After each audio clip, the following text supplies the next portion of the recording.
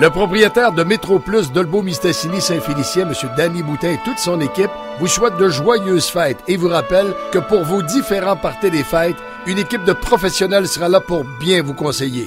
Surveillez bien nos circulaires pour alléger votre budget du temps des fêtes. M. Danny Boutin vous invite à visiter sa page Facebook ou notre site internet au metrodb.ca pour les différentes promotions. Travaux, que ce soit pour le nettoyage, la rénovation et la ventilation, c'est l'équipe de ProNet qu'il faut contacter. Une équipe de professionnels à votre service où la mission est votre satisfaction. Toute l'équipe de ProNet vous souhaite de joyeuses fêtes et vous remercie de l'encouragement pendant l'année qui se termine. Amusez-vous bien et soyez prudents pendant le temps des fêtes. Ce sont les vœux de Régent Côté, propriétaire de ProNet. 88 679 41 78. Pan Fortin et tout le personnel de Dolbeau Auto remercient leur distinguée clientèle pour leur encouragement et leur soutien pendant l'année qui se termine. Et profite de l'occasion pour vous souhaiter de très joyeuses fêtes et vous incite à la prudence pendant ces moments de grande réjouissance. Dolbeau Auto au 1770 boulevard Wahlberg à Dolbeau-Mistassini au numéro de téléphone 88 276 0580 et n'oubliez pas également de consulter notre page Facebook. Toute l'équipe de Jean Dumas Hyundai souhaite joyeux Noël et bonne année à toute sa clientèle et à la population. Et pour vos différents besoins de véhicules neufs ou usagés, l'équipe de Jean Dumas Hyundai de Saint-Félicien vous conseillera avec le même professionnalisme et le sourire pendant la prochaine année. Jean Dumas Hyundai, 700 boulevard Sacré-Cœur Saint-Félicien, 88 679 47 75. Et n'oubliez pas de visiter notre page Facebook pour nos nombreux spéciaux et les nouveautés dans les voitures d'occasion.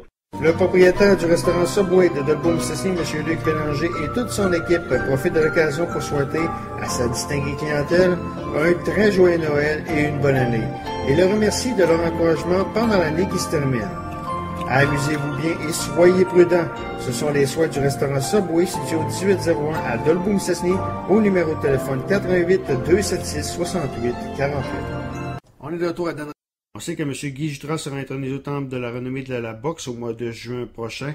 Après l'entrevue de ce podcast, M. Jutras m'a rappelé et désirait s'excuser auprès de l'organisation de Eye of the Tiger de l'avoir oublié de le mentionner dans le podcast que vous allez entendre plus tard, où il mentionne évidemment que le groupe Jim a fait beaucoup pour la boxe au Québec.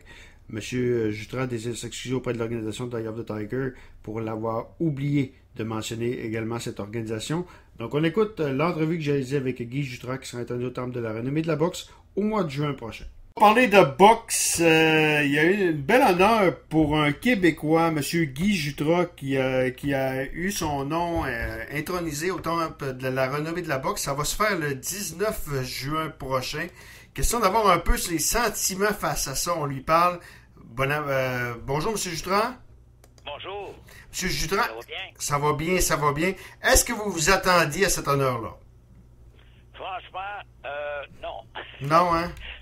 Non, parce que ça fait, disons, par exemple, là, j'ai 87 ans, et puis j'avais été actif il y a peut-être plus que 5 ans.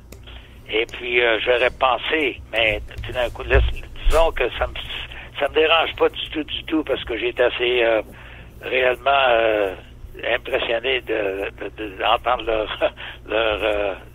cette chose-là, parce que je m'attendais pas à ça. OK. Justement, est-ce que pour un Québécois, est-ce que c'est difficile de percer le monde de la boxe? Dans le monde de la...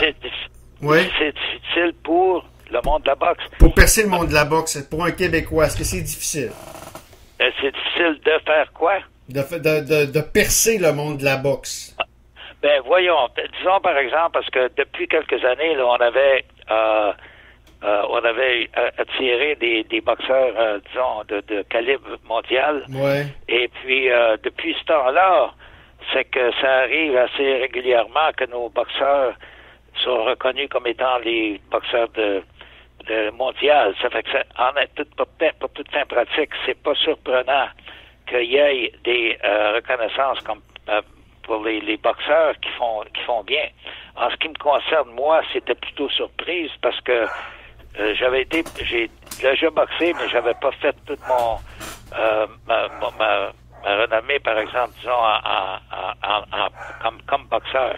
Et puis, ça faisait quelques années que j'avais pas boxé, là. Je te retourne quand j'étais dans la vingtaine.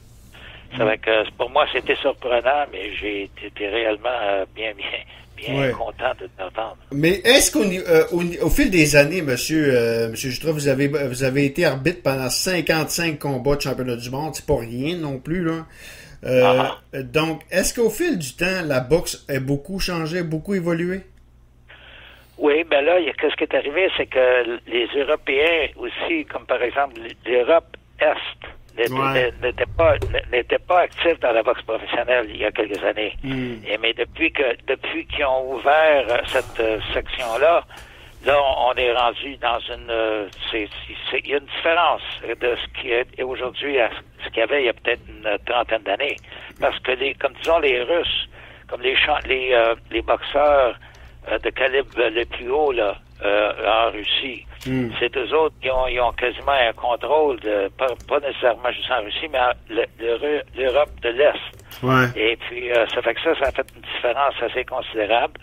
Mais Montréal a toujours été considéré comme une ville de boxe. Mais ça ne veut pas dire qu'il était dans le calibre qu'on a aujourd'hui. C'était un calibre moins élevé, mais présentement, c'est quand même, on est classé dans les plus hauts degrés. OK. Dites-moi, Monsieur Jutra, si on parlait un peu de votre meilleur souvenir. Votre meilleur souvenir de la boxe, c'est quoi? Le meilleur souvenir de la boxe, c'est quand il y avait peut-être 3 ou 4 combats pas de combats, mais de séances de boxe par semaine. Ah oui? Il y avait oui, ça c'était dans le temps de nommé Gadbou, qui était le promoteur. Et puis on avait ça sur la rue Mont-Royal. Il y avait un petit aréna, là, comme par exemple, il y a peut-être une couple de 2000 personnes qui pouvaient y aller. Après ça, on avait plusieurs autres locations ici à Montréal, et puis locaux à Montréal. Et puis ça fait que ça, c'est éliminé. Parce que quand on a, même maintenant, présentement, si vous avez remarqué, là, au Forum, pas au Forum, mais au Centre Bell, là, ils ont arrêté de faire les combats au Centre Bell. Ouais. Ils ont déménagé ça. Puis, ça fait que c'était une différence, il y avait une différence de calibre, du degré des boxeurs qu'on avait dans le passé. Mais c'était quand même une ville qui était considérée comme étant une très bonne ville pour la boxe dans le temps, mais c'était pas aussi élevé que c'est l'est présentement. Comme là, on attire des boxeurs de tous les pays de l'Europe, de l'Est, là. Et puis ça, dans le passé, on n'avait pas ça. Dans le passé, on avait ceux qui étaient, sauf pour un type qui s'appelait Laurent Dautuil. Okay. Lui était une sensation qui aurait été aussi sensation aujourd'hui. Mais il venait de la France. Okay. Il est venu faire son travail ici. Puis il avait même boxé contre Jake LaMotta. Il l'avait battu ici à Montréal. Okay. Puis après ça, il y avait eu un combat de championnat du monde entre lui et Jake LaMotta. Parce qu'après ça, Jake LaMotta avait gagné le championnat du monde. Mais là, quand il s'est battu contre Jake LaMotta, il gagnait le combat jusqu'au 15e round. Puis il restait plus rien que 13 secondes. Puis là, au bord, il lui avait reçu des coups à la dernière seconde quasiment. Puis ça, Jake LaMotta avait gagné le combat par knockout. Mais ça, c'était une des plus grandes surprises qu'on avait dans toute ma carrière ici à Montréal quasiment, là. Les gens étaient tellement déçus parce qu'il était très, très populaire avec nous. Puis il avait augmenté le calibre de boxe énormément. Et puis on était quasiment positif qu'il était pour avoir un combat de champion, qui était pour devenir champion du monde. Mais malgré que tout ce qui est arrivé, c'était négatif. Et puis ça, c'était la période durant peut-être les années 50, je pense. Effectivement. Ouais. Donc ça, c'est vos meilleurs souvenirs. La boxe a beaucoup évolué, la boxe a beaucoup changé au fil du temps. Oui. Donc, mais vous dites, il y a beaucoup de boxeurs qui viennent d'ici actuellement, qui viennent de l'Europe de l'Est, qui s'en viennent à Montréal. Maintenant, on a Lucian Boutet, Léonard Dorine, ça a probablement été les précurseurs. Il y a eu Fatih Missaoui également, qui était un boxeur également, qui avait plein de talent, mais qu'il est arrivé des problèmes de santé dans son cas. Là, maintenant, t'as Batim Jimaev, t'as Moudabov, les gars de Day of the Tiger, Jadim Moudaba, excusez-moi l'expression. Oui. J'ai de la misère à le prononcer. Donc, est-ce que qu'est-ce qui fait en sorte que ces boxeurs-là traversent la qualité de nos promoteurs, la qualité des entraîneurs? C'est quoi? Ben, la qualité de nos promoteurs sont excellentes. Oui, Il n'y avait absolument aucun doute là-dessus. Et puis, il a augmenté aussi le calibre le calibre des boxeurs qui viennent ici sur la scène de Montréal. Ça, c'est évident. Avec Yvon Michel et monsieur... Excusez-moi si ma mémoire manque pour les mots, mais je peux vous dire absolument, là, j'ai 87 ans. Ben oui. Et puis, j'ai en tête là des personnes, mais le problème que j'ai, c'est que les noms, OK, qui sont pas toujours à ma portée, mais ce qui arrive présentement, là, c'est que il y a un développement réel du calibre de boxe qu'on a ici à Montréal, comparativement à ce qu'on avait il y a peut-être 20 ans de ça, 15 ans. Ouais, effectivement. Et puis, c'est qu'on est là, présentement, on a une chose internationale, là, un calibre international. Et puis, maintenant, c'est pas garanti qu'on va toujours le garder, mais ça prend aussi un type. Pour le promoteur, là, il faut qu'il soit réellement solide financièrement et puis aussi qu'il soit capable de mener sa business avec les moyens qu'on a, là, tu sais. Parce qu'autrement dit, les gens qui viennent ici pour boxer, là, les champions de l'Europe qui viennent à Montréal, ils restent pendant une période de temps, mais ils sont pas ici peut-être normalement en permanence. Ils viennent pour s'essayer, puis il y en a beaucoup qui mentent, là. Ça fait que, mais Montréal, je crois qu'il va toujours demeurer la plaque une ville. Il va être, oui, pour la boxe, ça va toujours être une grande ville. Mais espérons que les choses vont s'améliorer, continuer à s'améliorer, en ce sens qu'il y avait eu un petit peu de il y avait eu une descente de la qualité, là, peut-être il y a une couple d'années, mais là, on voit que ça c'est pas nécessairement parti parce que là, il y a des gens qui sont disons ranimés. Et puis pour les championnats, là, on a quand même 3 champions présentement mondiaux. Et puis ça fait que ça c'est un bon signe. Mais c'est très difficile de continuer à travers les années d'avoir une haute qualité des boxeurs. Okay. Ça, c'est très, très, très difficile. Puis ça prend quelqu'un qui fait un travail comme Yvon Michel a fait. Là, c'est absolument incroyable. Puis c'est ça qui est le problème auquel on fait face présentement. C'est de continuer à pouvoir attirer des champions des autres pays qui vont venir ici s'installer. Ça, c'est ça qui a monté notre calibre ici à Montréal. Ouais. De grand degré. OK. On va faire une pause, si vous permettez, M. Jutras. On va faire une pause. Oui. Je veux vous parler d'Adonis Stevenson. Comment vous voyez l'avenir de la boxe? Vous êtes à l'écoute d'une entrevue avec Guy Jutras, qui sera intronisé au Temple de la renommée de la boxe au mois de juin prochain sur les ondes de danradiosport.com. Chez Dolbo Auto, on salue la période des fêtes en grand avec le Silverado 1500 2018 à 0% pour 72 mois. Monsieur Stéphane Fortin, tout le personnel, souhaite un très joyeux Noël et une bonne année à toute sa clientèle et soyez prudents pendant la période des fêtes.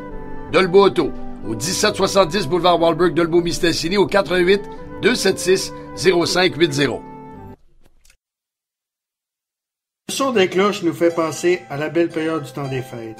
Les Bleuets Fortin, 555 de 15 secteur Mistassini, vous souhaitent une très belle période des fêtes. Les Bleuets Fortin font partie du paysage depuis plusieurs générations. C'est une entreprise qui a la couleur des nôtres, c'est-à-dire le bleuet. La direction et le personnel de Bleuets Fortin vous souhaitent un joyeux Noël et que la prochaine année soit prospère. Bleuets Fortin au numéro de téléphone 276 86 11. Toute l'équipe et la direction de Salaison Besson désirent remercier sa clientèle de l'encouragement ainsi que la patience qu'ils ont démontré durant les travaux de rénovation qui sont terminés. Venez voir notre nouveau décor qui saura encore mieux vous servir pendant la prochaine année. Joyeux Noël et bonne année de la part de Salaison Besson qui est situé au 313 de quai Dolbeau-Mistassini au numéro de téléphone 88 276 0606. La direction et le personnel du restaurant Midas vous souhaitent de joyeuses fêtes. Paix, santé et bonheur sont les vœux du propriétaire, M. Danny Potvin, qui vous invite à venir goûter son nouveau poulet frit qui fera le délice de tous. Le restaurant Midas est situé au 1084 route 169 Saint-Félicien, au numéro de téléphone 88 679 0900. En ce moment de... Le personnel et la direction de Dolbeau Oxygène souhaitent joyeux Noël et bonne année à sa clientèle et vous remercie pour la confiance témoignée pendant la dernière année. Dolbeau Oxygène se spécialise depuis 1936 dans la fabrication d'équipements industriels. Dolbeau Oxygène, situé au 303 8e avenue Dolbeau-Mistassini, au numéro de téléphone 88 276 0555 ou encore sur notre site web au www.do2.ca. Okay. Monsieur Jutras, on est de retour avec Guy Jutras sur les ondes de danradiosport.com. Monsieur Jutras qui sera intronisé au temple de la renommée de la boxe le 5 juin prochain. Monsieur Jutras, Adonis Stevenson, OK? Au moment où on enregistre le podcast, évidemment, et au moment où ce sera diffusé, il va peut-être avoir des changements. Mais on est 18 décembre au moment où on enregistre ce podcast. Oui. Et Adonis Stevenson ne s'est toujours pas réveillé. Comment vous voyez la boxe, l'avenir de la boxe au Québec? Il y a quelqu'un qui m'a dit cette semaine, il dit la boxe, regarde-là, dans 20 ans, ça n'existera plus. Est-ce que vous êtes d'accord avec moi? Moi, je trouve que c'est radical un peu. Il va peut-être avoir des ajustements, mais je pense ça va toujours exister. Je suis pas d'accord. La raison pourquoi je suis pas d'accord, si vous prenez, par exemple, le début de la boxe, c'était John L. Sullivan, et puis il y avait quand même, dans ce temps-là, il y avait même des critiques. Et puis, qu'est-ce qui est arrivé? C'est que c'était cruel dans ce temps-là même, parce que quasiment, ils se battaient avec les poings nuls, presque. Mais là, à travers les années, ils sont arrivés avec des suggestions qui ont amélioré un peu la sécurité de la boxe. C'est-à-dire que moi, je crois que malgré toutes même les décès dans la boxe, ce que la boxe a réellement accompli, et je peux vous en dire, par exemple, même dans mon cas, moi, quand j'étais plus jeune, là, c'est la boxe qui m'a sorti, par exemple, des troubles que vous avez dans les jeunes, là, par exemple, disons à 14-15 ans. Et puis ça a tout changé ma vie, puis ça m'a donné l'intérêt de pouvoir continuer à m'entraîner. Puis croyez-le ou non, mais jusqu'aujourd'hui, je m'entraîne à peu près 1h15 par jour à 87 ans. Et ça, c'est tout à cause de la boxe. C'est ça qui m'avait parti. Ça fait que ça, on peut pas l'éliminer complètement parce que ça a rendu un service qu'on n'entend pas souvent accorder le crédit que la boxe a accompli pendant les années. Parce que pour être boxeur, il faut que vous preniez soin de votre santé et que vous aviez, par exemple, que vous avez réellement, que vous êtes dédié à garder votre condition physique. Et puis ça, c'est quand même assez difficile, parce que même, je peux vous dire que j'en connais des jeunes, moi, qui ont été même découragés jusqu'au point où ils sont devenus très mal à l'aise pour le restant de leur jour, mais même des suicides des fois. Ça fait que là, pour moi, si la boxe a des dommages causés, comme par exemple des accidents qui arrivent, comme c'est arrivé avec Stevenson, ce qui arrive, c'est que moi, je crois que il y a plus de bénéfices qui sont accordés de la boxe, malgré les dommages occasionnels qu'on a. Parce que les jeunes, souvent, n'ont pas de guide direct. Mais quand tu es dans la boxe, il faut absolument que tu soignes, que tu fasses attention à ta santé et que tu abuses pas de toutes les choses, comme par exemple la boisson, des choses comme ça. C'est pour moi, j'ai vu le côté positif, parce que ça m'est arrivé à moi.